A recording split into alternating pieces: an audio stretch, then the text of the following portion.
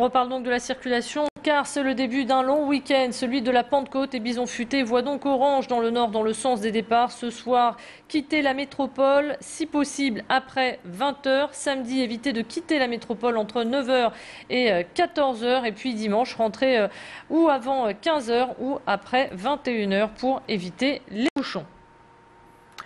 Vous avez peut-être été choqué de voir une femme ligotée et ensanglantée sur la grande place de Lille. C'était une mise en scène macabre signée PETA, l'association de protection des animaux veut alerter l'opinion publique sur les conditions de fabrication du foie gras.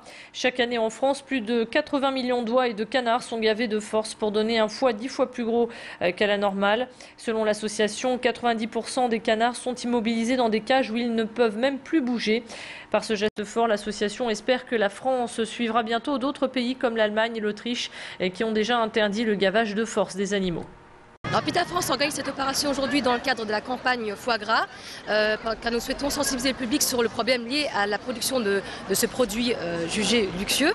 Le foie gras ne s'obtient que par gavage, c'est-à-dire que l'animal subit, c'est dans le Loir, le canard subit 2 à 3 fois par jour des séances de gavage.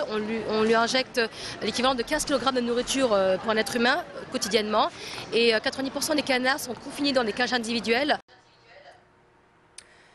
Un SMS qui va coûter très cher à son expéditeur. Suite à une dispute, une lycéenne a envoyé des menaces de mort à l'une de ses amies, Katia. La mère de cette dernière a décidé de porter plainte. Le procureur a alors convoqué l'auteur du texto pour un rappel à la loi. Mais l'affaire ne s'est pas arrêtée là. Face à ces insultes répétées, Katia a tenté de mettre fin à ses jours. Elle souffre aujourd'hui d'insomnie et de troubles de l'alimentation. La justice a donc décidé de condamner l'auteur de ces SMS. Sa mère devra verser 1 200 € de dommages et intérêts à la partie adverse. Une action en justice qui a rendu le sourire à Katia. Écoutez sa mère, elle nous le confirme au micro de Tanguy Lécluse. Elle a vraiment beaucoup changé par rapport à avant. Elle est plus épanouie par rapport à avant. Elle a un sourire. Et on va voir l'avenir maintenant. Qu'est-ce que ça peut arriver autre chose? Et puis une autre affaire de SMS a provoqué la stupeur et la colère. Donc, petit problème technique. Une autre affaire, je vous le disais, de SMS a provoqué la stupeur et la colère de 6 employés d'un magasin à Hénin-Beaumont alors qu'ils étaient en congé forcé pour cause de rénovation. Ils ont reçu un texto de la direction leur annonçant la liquidation de l'entreprise. Les salariés devraient recevoir leur lettre de licenciement dans les prochains jours. Céline Nuret a donc contacté par téléphone l'une des salariées. Farah nous a parlé de cette méthode expéditive pour annoncer cette mauvaise nouvelle. Aujourd'hui, elle réfléchit avec les autres salariés à un éventuel recours devant le Conseil des prud'hommes. On l'écoutera au prochain quart d'heure. Martine Aubry a posé la première pierre de la station d'épuration de Marquette qui traitera les eaux usées de 37 villes de la métropole lilloise. Elle sera mise en service au plus tard le 22 février 2013. Le coût total de cette station, 175 millions d'euros.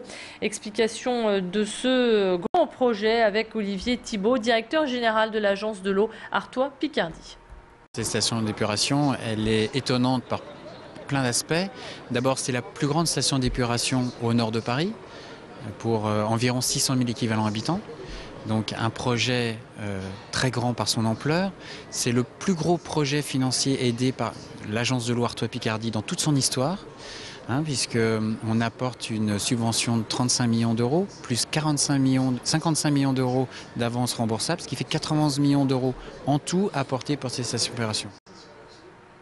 Allez, on va parler sport à présent. Elles ont été sacrées championnes de Pro A le 31 mai dernier face à Marmande. Les pongistes du CP Nice nous ont fait rêver cette saison. Pour faire le point et évoquer l'avenir, Mehdi Hariri a reçu sur notre plateau le président du club, Christian Brifeuille. Et vous le voyez sur ces images, il n'a même pas hésité à couper sa barbe dès que les filles ont été championnes. Alors, justement, il est revenu sur ce très beau parcours. Je vous propose de l'écouter. C'est l'aboutissement d'une saison très florissante pour le club. On avait prévu en début d'année un nouvel effectif avec le recrutement de 2 nouvelles joueuses, une chinoise et une franco-chinoise championne de France. Bon, je pense que les choix ont été bien faits puisqu'elles nous ont permis de mener le championnat depuis le début et jusqu'à la fin. On n'a pas fini invaincu. C'était pas le but. Le but, c'était le podium et on a le titre. Donc, c'est quelque chose d'exceptionnel pour le club et puis pour le tennis de table du Nord-Pas-de-Calais. Roland Dumas, l'avocat et ancien ministre français, était sur la métropole lilloise. Il a donné une séance de dédicace aux Furets du Nord à Lille. Il y a présenté son dernier livre intitulé Coups et blessures, dans lequel il retrace sa vie politique. Et puis une autre star était également chez nous. Il s'agit de Nikos Aliagas. L'animateur vedette était également de passage à Lille pour la dédicace de son livre Nikos Now. Il y a dévoilé dans lequel il dévoile des clichés qu'il a pris dans ses différents voyages, des souvenirs qu'il fait donc partager avec son public. Toutes ces photos ont été prises avec son téléphone portable. Des images signées Pierre Beauvillain. C'est ainsi que l'on referme cette édition. On se retrouve maintenant pour votre météo. Restez avec nous.